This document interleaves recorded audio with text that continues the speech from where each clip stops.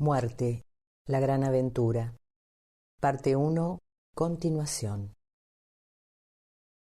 Dentro de los próximos años, la realidad de la persistencia y de la eternidad de la existencia habrán avanzado hasta salir del reino del cuestionamiento y penetrar en el reino de la certidumbre. Nadie cuestionará que al deshacerse del cuerpo físico, el hombre continúa siendo una consciente entidad viviente. Se sabrá que perpetúa su existencia en un reino que está más allá del físico. Se conocerá que aún vive, está despierto y consciente. Esto se producirá por a. El desarrollo de un poder dentro del ojo físico de un ser humano revelará el cuerpo etérico. Los hombres serán vistos ocupando ese cuerpo. B. Un descubrimiento en el campo de la fotografía comprobará la supervivencia. C. A través del uso de la radio por aquellos que han pasado al más allá, finalmente se establecerá comunicación, convirtiéndose necesariamente en una verdadera ciencia. D. El hombre finalmente será sensibilizado a una percepción y a un contacto que le permitirá ver a través, lo cual revelará la naturaleza de la cuarta dimensión y armonizará los mundos subjetivo y objetivo en un nuevo mundo. La muerte ya no inspirará terrores, y ese particular temor llegará a su fin. Resultará evidente que cuando la humanidad logre esta perspectiva sobre la muerte y el arte de morir, toda la actitud de la raza humana experimentará un benéfico cambio. Esto irá a la par, a medida que el tiempo transcurre, de una sensibilidad humana en los niveles telepáticos. Los hombres serán cada vez más inteligentes y la humanidad se enfocará acrecentadamente en los niveles mentales. Esta compenetración telepática será un fenómeno común y corriente, del cual el espiritismo moderno es la garantía, si bien la distorsión, y una muy seria distorsión, en gran parte se basa en ilusiones de la humanidad, con muy poca telepatía verdadera en ello. La telepatía que hoy está presente entre el médium, esté o no en trance, y el acongojado pariente o amigo, no es entre aquel que ha experimentado la liberación de la muerte y el que todavía se halla en la forma. Esto debe tenerse siempre presente. Mientras tanto, donde la mente no es normalmente telepática, puede haber, aunque muy raras veces, la interposición de una mediumnidad basada en la clarividencia y clariaudiencia, pero no en el trance. Aún así, esto precisará establecer un contacto totalmente astral por medio de un tercero, y estará basado en el espejismo y el error. No obstante, será un paso adelante para las actuales sesiones mediumnímicas que simplemente ignoran al muerto, respondiendo solamente al interesado lo que el médium lee en su aura, su recuerdo de la apariencia personal, las reminiscencias significativas acumuladas en la conciencia del que pregunta y la ilusión acerca de pedir consejo, pues cree que porque un hombre ha fallecido debe ser más sabio que antes. Cuando el médium a veces logra establecer una verdadera comunicación, se debe a que el solicitante y la persona fallecida son tipos mentales. Por lo tanto, se establece una verdadera sensibilidad telepática entre ellos, la cual es captada por el médium. La raza está progresando, desarrollándose y haciéndose cada vez más mental. La relación entre los muertos y los vivos debe y deberá ser en niveles mentales, antes de los procesos de integración. La verdadera interrupción de la comunicación se producirá cuando el alma humana esté reabsorbida en la superalma, antes de volver a encarnar. El hecho de la comunicación hasta ese momento, sin embargo, destruirá completamente el temor a la muerte.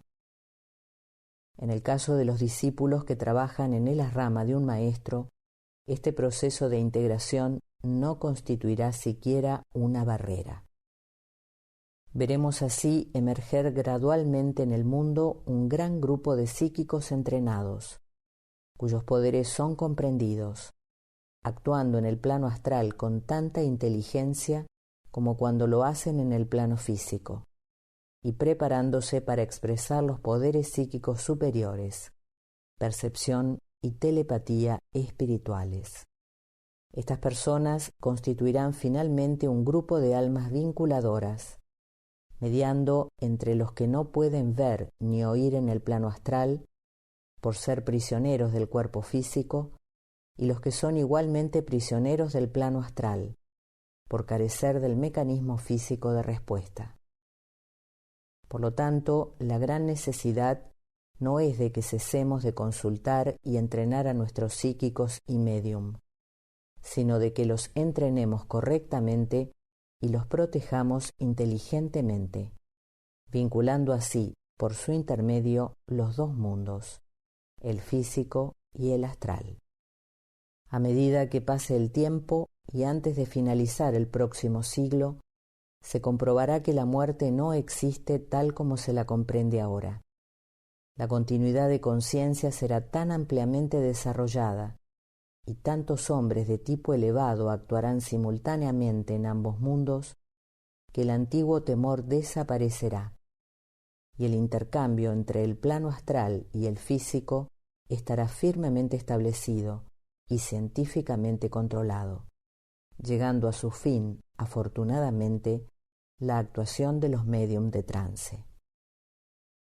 También quisiera señalar que la mediumnidad de trance, tal como se la llama, debe ser inevitablemente reemplazada por esa mediumnidad del hombre o la mujer clarividente o clariaudiente en el plano astral, y que por lo tanto en plena conciencia vigílica y con el cerebro físico alerta y activo, puede ofrecerse como intermediario entre los hombres que poseen cuerpos en el plano físico y por lo tanto son ciegos y sordos en niveles sutiles, y quienes, habiendo descartado sus cuerpos, están impedidos de toda comunicación física. Este tipo de psíquico puede comunicarse con ambos grupos, y su valor y utilidad como medium está más allá de todo cálculo cuando tiene una mente centrada o altruista, pura y dedicada al servicio.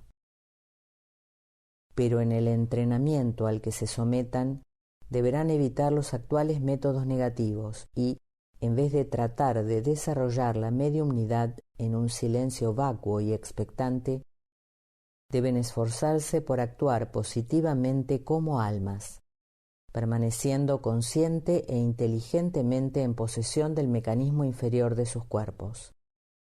Además, deben saber qué centro de ese cuerpo emplean mientras trabajan psíquicamente, y deben aprender a observar como almas el mundo de ilusión en el cual emprenden el trabajo. Desde su posición elevada y pura, deben ver con nitidez, oír con claridad e informar con exactitud, y de este modo servir a su era y generación, y hacer del plano astral un familiar y bien conocido lugar de actividad, acostumbrando al género humano a un estado de existencia donde se encuentran sus semejantes, experimentando, viviendo y siguiendo el sendero.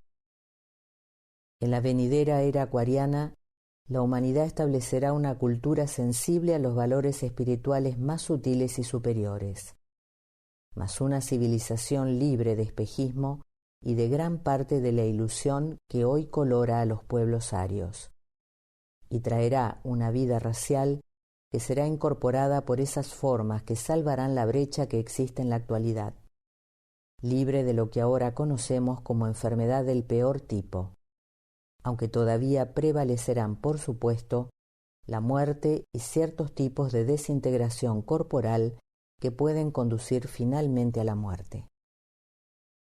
La superación de la muerte no se produce por la eliminación de los males corporales, sino estableciendo esa continuidad de conciencia que conduce del plano físico de la vida a la existencia subjetiva interna. Grupos como el tercero pueden ser los custodios de este estado del ser, siendo su problema, por lo tanto, desarrollar esa continuidad de conciencia que abrirá las puertas a la vida y disipará el temor a lo conocido y a lo que desaparece. Extraído de La muerte, la gran aventura. Recopilación de los libros azules. Alice Ann Bailey.